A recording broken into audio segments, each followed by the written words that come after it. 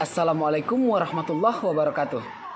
Puji syukur kita panjatkan kehadirat Allah Subhanahu wa taala yang telah memberikan kita beribu-ribu nikmat, di antaranya nikmat kesehatan, kesempatan, begitu juga dengan nikmat keselamatan. Sehingga sahabat media masih dapat menyimak dan menonton video saya, dan saya masih dapat menjelaskan materi pada video ini. Salawat dan salam kita hadiahkan ke ruh baginda alam, yakni Nabi besar Muhammad sallallahu alaihi wasallam, yang berlapaskan Allahumma sholli ala sayyidina Muhammad wa ala ali sayyidina Muhammad. Karena syafaat beliaulah yang kita harapkan di yaumil mahsyar nantinya. Baik sahabat media, di sini saya ingin menjelaskan materi mengenai hadis sebagai sumber ajaran Islam. Materi pertama yang akan saya jelaskan yaitu dalil kehujjahan hadis.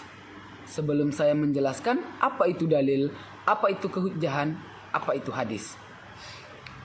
Di sini saya harus menjelaskan satu persatu gitu. Jadi dalil merupakan pertanda atau bukti gitu.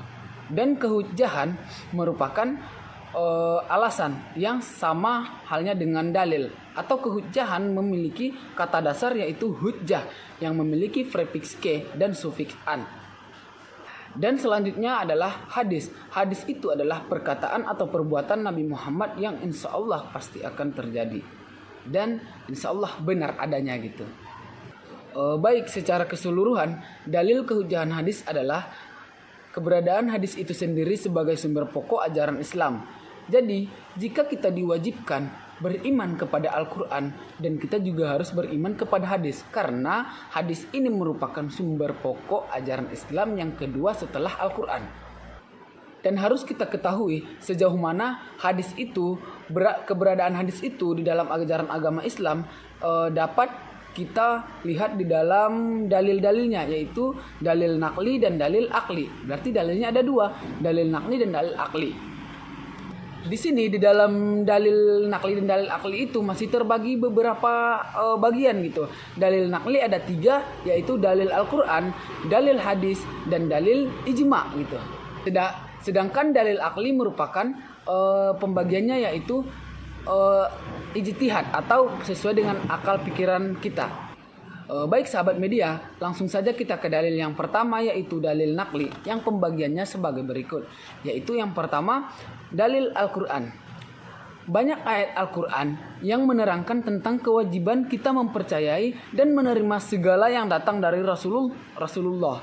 Jadi banyak Al-Quran yang menjelaskan kalau kita harus menerima dan mempercayai apa saja yang datang dari Rasulullah, bahwasanya itu merupakan perintah dari Allah langsung gitu.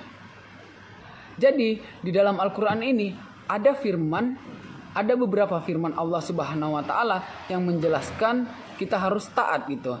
Jadi di dalam Al-Quran surah Ali Imran ayat 32 menjelaskan yang berbunyi, A'udzu billahi minasy syaithanir rajim. Bismillahirrahmanirrahim.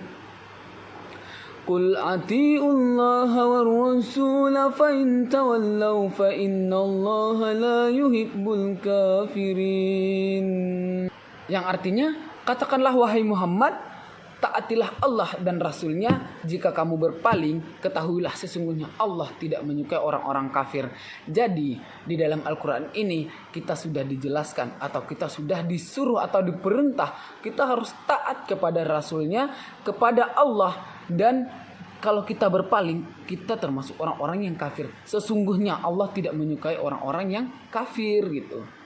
Maka dari itu sudah banyak Al-Quran yang menjelaskan kalau kita harus menaati dan mempercayai apa yang disampaikan oleh Rasulullah SAW melalui hadis. Baik sahabat media, langsung yang kedua yaitu dalil hadis.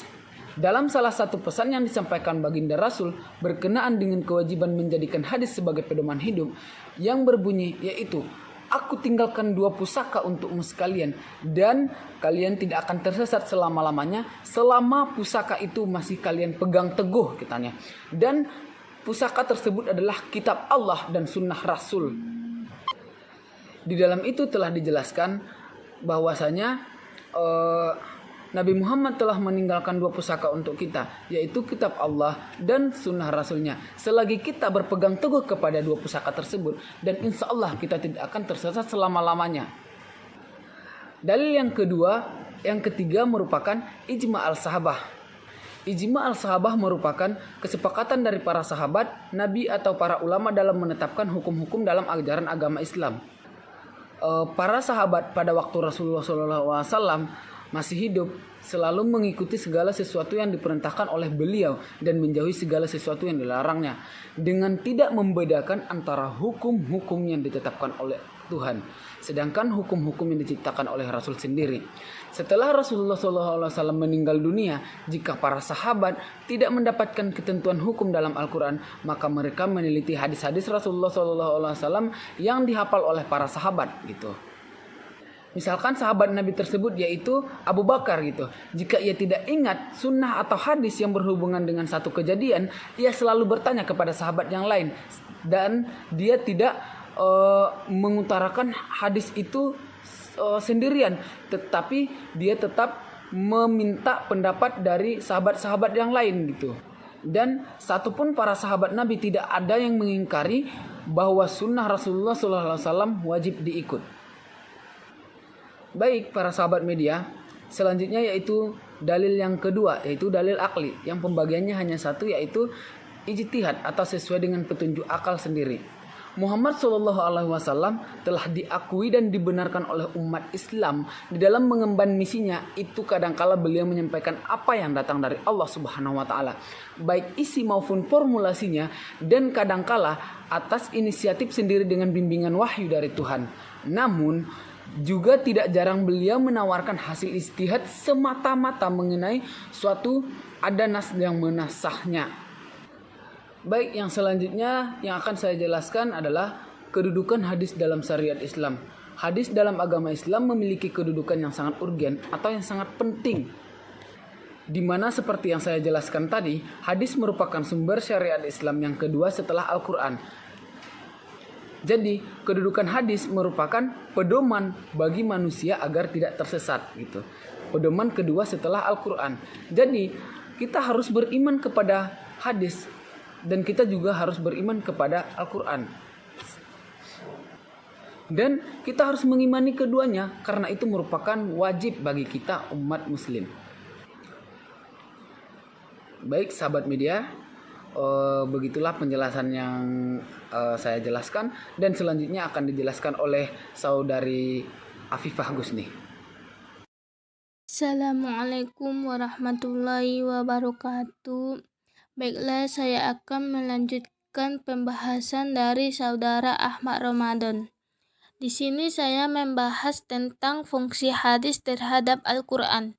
Sebagaimana kita ketahui, Al-Quran dan hadis sebagai pedoman hidup, sumber hukum dalam ajaran Islam. Keduanya tidak dapat dipisahkan. Al-Quran sebagai sumber pertama dan utama, banyak memuat ajaran-ajaran yang bersifat global dan umum. Sedangkan hadis sebagai sumber kedua. Hadis berfungsi sebagai penafsir, pensyarat, dan penjelas dari ayat-ayat Al-Quran. Adapun fungsi hadis dalam hubungan dengan Al-Quran adalah sebagai berikut. Yang pertama, bayan tafsir. Yang dimaksud dengan bayan tafsir adalah menjelaskan maksud dari Al-Quran. Fungsi hadis dalam hal ini adalah merinci ayat secara global atau bayan al-mujmal, membatasi ayat yang mutlak, mengkhususkan ayat yang umum, dan menjelaskan ayat yang dirasa rumit. Yang kedua, bayan at-taqrir. Bayan at-taqrir sering juga disebut dengan bayan takkid atau penegas hukum, dan bayan al-isbat adalah hadis yang berfungsi untuk memperkokoh dan memperkuat pernyataan Al-Quran. Dalam hal ini, hadis hanya berfungsi untuk memperkokoh isi kandungan Al-Quran. Yang ketiga, bayan tasyrik. Yang dimaksud dengan bayan at-tasyrik adalah menjelaskan hukum yang tidak disinggung langsung dalam Al-Quran. Bayan ini juga disebut dengan bayan zaid a'la al-kitab al-qarib. Bayan ini juga disebut dengan bayan zaid a'la Alkitab Al-Karim. Yang keempat, bayan an-nasakh. Secara bahasa, an-nasakh bisa berarti al-itba atau membatalkan atau menghilangkan. Menurut ulama mutakaddimin, yang dimaksud dengan bayan an-nasakh adalah adanya dalil syara. Adapun fungsi bayan an-nasakh dapat dipahami bahwa hadis sebagai ketentuan yang datang berikutnya dapat menghapus ketentuan-ketentuan isi Al-Quran yang datang kemudian. Adapun kesimpulan pembahasan kami yaitu hadis merupakan sumber hukum kedua bagi umat Islam setelah Al-Quran sebagai sumber utama. Hadis juga sebagai pedoman hukum serta ajaran-ajaran yang terdapat dalam Al-Quran. Bagi mereka yang telah beriman terhadap Al-Quran sebagai sumber hukum Islam, maka secara otomatis harus percaya bahwa hadis juga merupakan sumber hukum Islam. Bagi yang menolak kebenaran hadis sebagai sumber hukum Islam,